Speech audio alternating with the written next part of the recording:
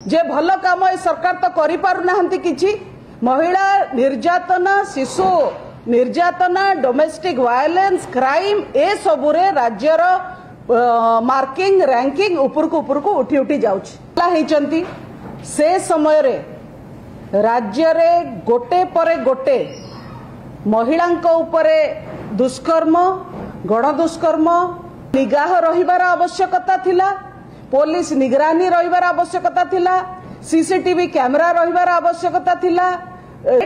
सेथरे 8-7 number स्थान रे ओडिशा आसुछि, जोटा कि ओडिशा केबे भी टॉप 10 रे आगुरु नथिला। प्रथम थर पई एई वर्ष ओडिशा टॉप 10 रे स्थान पाइछि। बोधे ये जो 8% बढ़ी केवल गोटे वर्ष भितर 8% बढ़ी।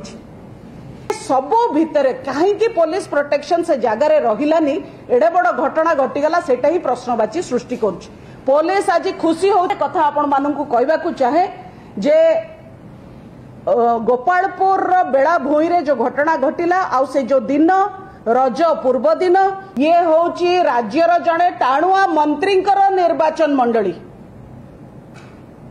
विभूति भूषण जेना तांका बुलिकिरी शासक दल पाई सरकार पाई तंबू बांधुचंती। एबे माने ब्लॉक ठू आरंभ करके राज्य स्तरीय खाली उत्सव चली। शिशुकर अवस्था देखंतु एवं पर्यटन रो भी अवस्था देखंतु। सरकार कहिले तार परिवार को देखिबा पई मध्य जाई नाहंती, कोन हेइछि तदारक मध्य करि नाहंती, पुलिस प्रशासन संगे कथा मध्य होई नाहंती। से कोन करचंती, बाबू जाके जनता मैदान रे चेयर पड़िला ना नहीं। सबुठो सेलिब्रेटेड सी बीच रे गण दुष्कर्म होची, गोटे कॉलेज झियो को टूरिस्ट मानक ऊपर